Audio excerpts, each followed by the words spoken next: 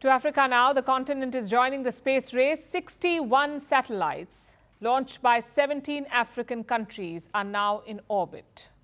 And this is a big deal for the continent, given it doesn't even have its own launch facility. African space programs have long depended on other countries like the West and China.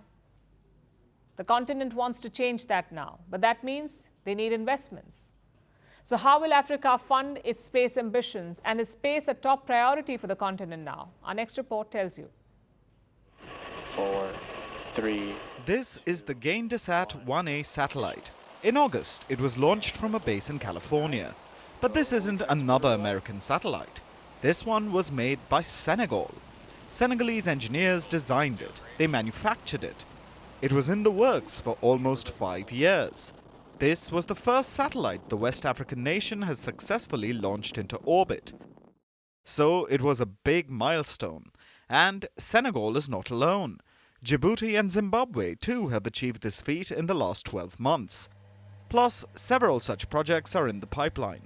Dozens of African satellites will go into orbit in the coming years.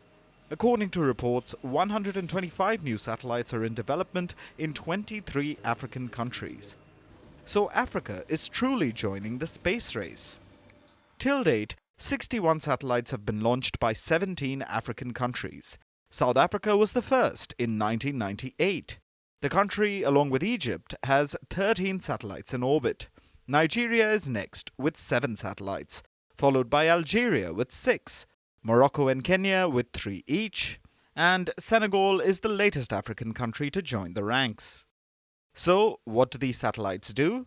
They help boost connectivity in remote areas, monitor crops and resources, detect threats posed by climate change, map remote areas, and analyze population changes. All of this is crucial. You see, satellite images are the need of the hour. If Africa doesn't have its own satellites, it will have to pay for them. One image costs around $20 per square kilometer, so mapping whole countries would be an expensive affair. Also, by using their own satellites, African countries can work them to their own advantage. But there's a problem here. By 2026, the African space industry will be worth $22 billion. However, this money isn't coming from Africa. It's coming from outside the continent, from countries like the US and China. They're the ones pouring in the money. In fact, Africa doesn't even have its own space launch facility, which explains the dependence on other countries. African space programs depend on other countries for both investments and technology. Take the Senegal launch, for example. It was in partnership with a French university, and it was launched on a SpaceX Falcon 9 rocket. So, if Africa wants to get ahead in the space race, it needs investments from within. And it's already taking steps in that direction. In 2019, the African Union laid out its space strategy. In 2022, the African Space Agency was launched. This is to coordinate the entire continent's space efforts. The headquarters is located in Cairo. So Africa does have some big space ambitions. But the problem is, countries grappling with crises and conflicts often don't think that space is important. That needs to change if Africa wants to aim for the stars. Firstpost decodes the U.S. election, explains how America chooses its president,